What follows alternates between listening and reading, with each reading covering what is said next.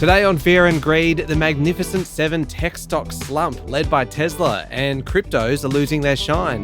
Inflation prints inside the RBA's target band, lifting hopes of more rate cuts, and Westfield Mall's big plans to become residential hubs, plus Woolworths' disappointing earnings, and Richard White returns as king of Wisetech Global. Welcome to Fear and Greed, daily business news for people who make their own decisions. It is Thursday, the 27th of February, 2025.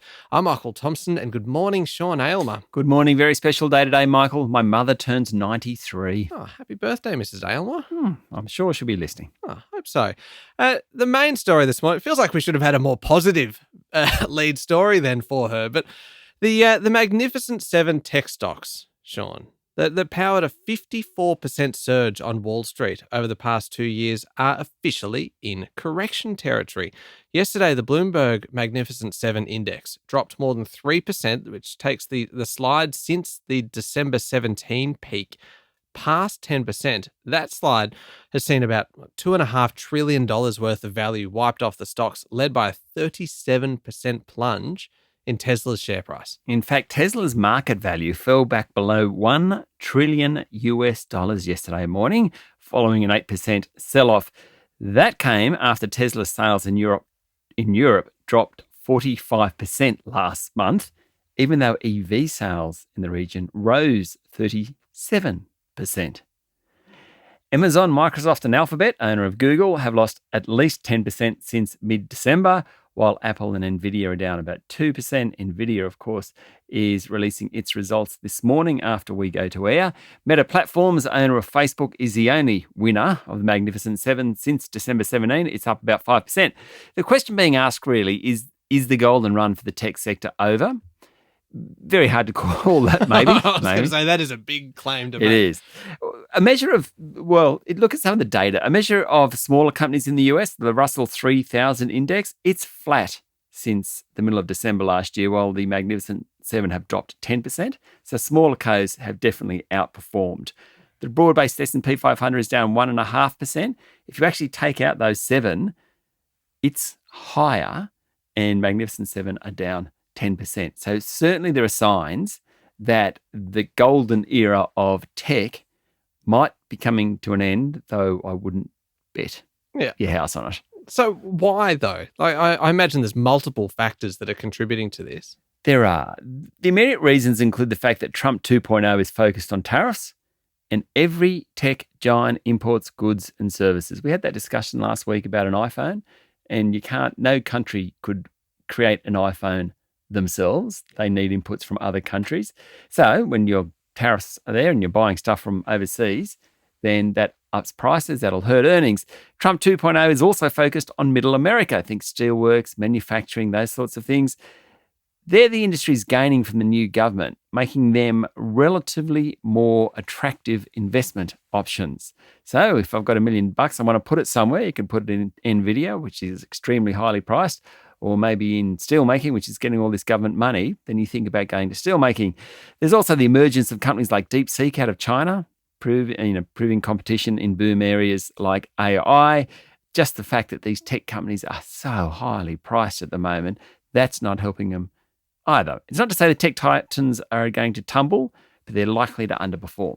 And Sean, it's worth mentioning that the tech stocks aren't the only, you would say wobbly asset? Good word. Is that a technical term? Yeah. No, it is now. Not the only wobbly assets on Wall Street, because you had Bitcoin. Its value's fallen significantly in recent sessions, including more than 8% yesterday. It's currently trading around $87,000 a unit. It's down about 20% since Donald Trump's inauguration. Other cryptos are also falling. The president's combative stance against allies and rivals and fears of inflation as a result of tariffs have not been welcomed by crypto investors. In fact, crypto ETFs, which remember they surged last January when they got SEC, Securities and Exchange Commission, approval for ETFs to be running on Wall Street. So they had a great year last year, but they really lost their shine, with nearly $1 billion exiting the sector this month so far. Next week, Sean, we're going to take a closer look at, we run a bonus podcast called Ask Fear and Greed twice a week. and we have some terrific questions coming in from listeners. Anything at all that you want to know about anything, business, markets, anything. And we've got a great question that we will probably get to next week, all about crypto. And I'm really interested to hear your take on it. I'm not going to give anything more away than What that. is it? I'm not telling you. I'm going to surprise you with it on the day. But it's just to say, stick around next week because we've got a great question. If you have your own question, then send it in through the website, fearandgreed.com.au or any of our social media platforms and add your question to the queue because we've been getting some great ones and we're very grateful for them. Moving away from the US, Sean, annual inflation back home remained steady at 2.5% last month, though underlying inflation, which of course the Reserve Bank watches very, very closely, that rose a touch. Yes, so underlying inflation rose to about 2.8%. It was expected. It was mostly due to some electricity rebates ending. The main reason for the increase in inflation were food and non-alcoholic beverages, housing, alcohol, and tobacco. I just did a bit of drilling down for you too, Michael. So you really want to know what's going up? Higher prices for avocados? Tick that. Really? $3.50 at Woolies. Very upset about that in the last week. Mangoes? I mean, mangoes should be $2 at the moment. They're closer to $3. No, we're coming out of season though, aren't we? We are. Cucumbers, asparagus, the most overrated. Is it a vegetable? I suppose it's a vegetable, and no, it's not overrated. Oh. It's delicious. And tomatoes are expensive too. Treasurer Jim Chalmers said the fact that underlying inflation is within the Reserve Bank's 2 to 3% target suggests the inflation crisis is pretty much over. What it does mean, this is only a monthly figure. Obviously, the quarterly figures are all important. We had a rate cut last week. But what this number suggests is that inflation continues to drop. Now, it did rise slightly, but there was a reason for that, the electricity rebates. So it is good news.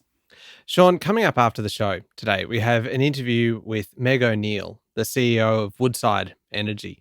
Now, this is part of our partnership with AusBiz, and it's a fascinating conversation, this one. Yeah, look, it sure is. Meg O'Neill runs one of Australia's great companies, Woodside Energy, big oil and gas play, and it invests billions of dollars all around the world. So we particularly in the interview talks a fair bit about North America and their investments in North America, but in WA, in LNG, in oil.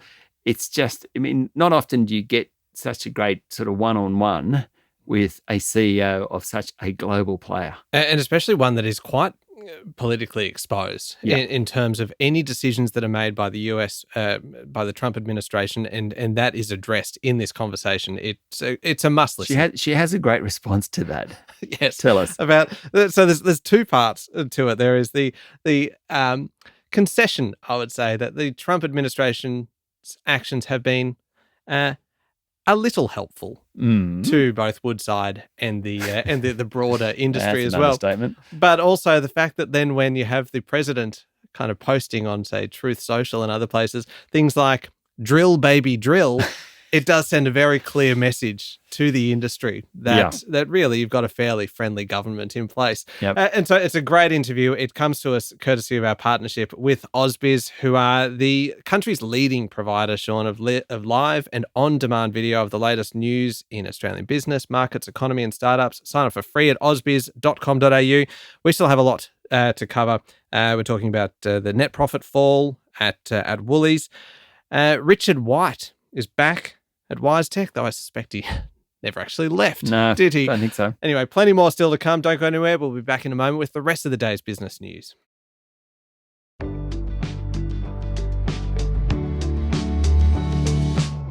Sean, Woolworths' net profit tumbled 20% last half after its supermarkets lost $240 million in sales following 3 weeks of strikes at the supermarket's distribution centre right ahead of Christmas. Yes, we remember it. We didn't realise that they had lost that many sales. So the bottom line result, and the cost of the distribution centre dispute was higher than expected, higher than analysts expected. Its share price ended down 3% yesterday. If you extract the distribution centre issue, earnings were down about 5%. What Woolies did say yesterday, which was interesting, there's a real shift to lower-priced home brand items and deeply discounted specials. Shoppers are looking for that type of thing. In fact, the average ticket price during the quarter fell 0.2%. So for 4 quarters in a row, prices on average have fallen at Woolworths. Now, the new CEO, Amanda Bardwell, called the first half difficult and disappointing. She's targeting about $400 million in costs to simplify the business.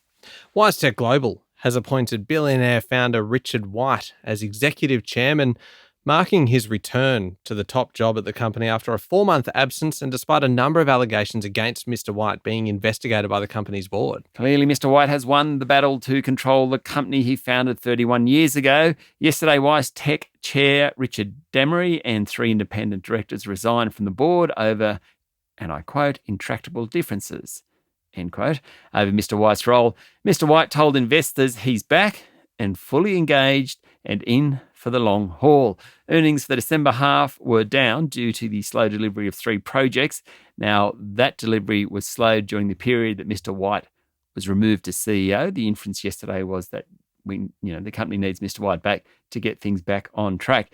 Its share price fell more than 20% on Monday, Tuesday this week. It rose about 2% yesterday. So clearly, it's not like it bounced back when Richard White returned. Yeah, you would have been expecting something a lot steeper, considering the decline that we had kind of when he left, and then when that previous decision to reappoint him or appoint him to a consultancy role with on $1 million fee, that kind of stabilised shareholder concerns. Yeah, I'm sure they'd be a bit disappointed that it was only up 2% yesterday. We're going to hear a lot about this because at the end of the day, the board now doesn't have enough independent directors.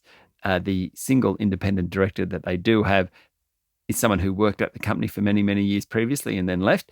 So in terms of governance, I'm not sure, my view only, this is best practice. Sean, Scentre, which is the owner of Westfield malls all around Australia, this is interesting, plans to build thousands of high-rise apartments around its properties. Chief Executive Elliot Rusanow said he's prioritising obtaining as many rezoning approvals as possible to allow for high-rise towers to be built alongside shopping centres. So he's secured rezoning at Hornsby in Sydney. He wants to build a 53-storey building. In Belconnen in Canberra, a 28-storey building. That's about 4,000 new homes. It kind of makes sense, really, doesn't it? Because most global cities have residential above retail.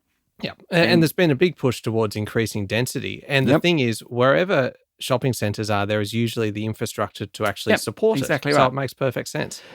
Scentre increased customer visits last year by 14 million to 526 million visits to a Scentre mall.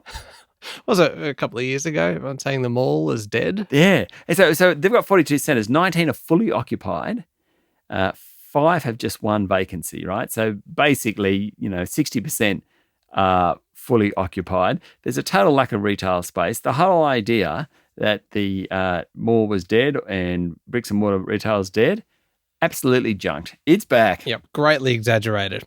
Sean, opposition leader Peter Dutton has been forced to defend purchases of bank stocks 15 years ago, just 24 hours before the federal government at the time announced a bailout package for the sector after the global financial crisis. So there are a couple of issues here that the media are reporting. One, Mr. Dutton bought shares in major banks during record lows in the lead up to a government stimulus package during the global financial crisis. The second one is that he allegedly failed to declare to Parliament 2 property transactions. Now, Mr. Dutton said he only ever acted with integrity and declared he has no hidden assets. Bit like Anthony Albanese buying a home on the Central Coast in New South Wales. It just doesn't quite pass the pub test. Thing is, he might have just bought this I have no reason to believe that he was doing anything wrong. Yeah. He just bought it and the timing was fantastic and good on him. Congratulations to him.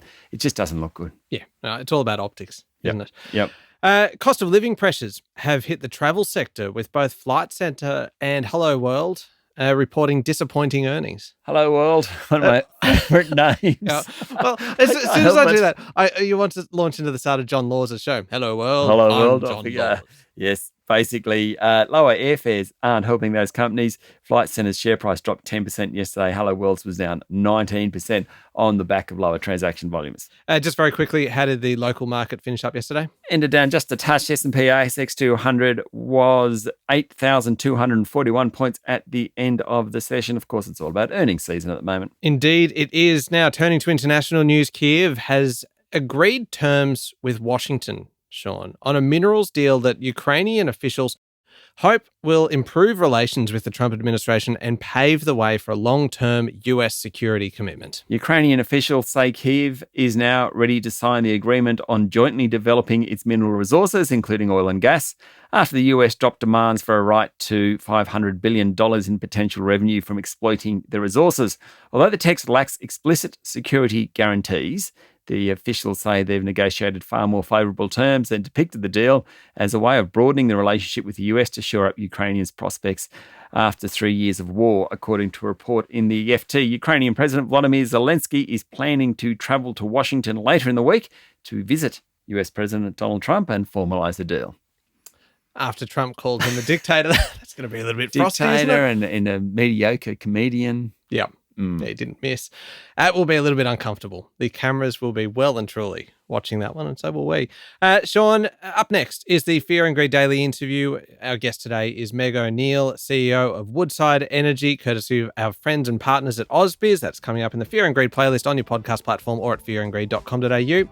Thank you very much, Sean. Thank you, Michael. It is Thursday, the 27th of February, 2025. Make sure you're following the podcast and please join us online on LinkedIn, Instagram, X, TikTok and Facebook. I'm Michael Thompson. That was Fear and Greed. Have a great day.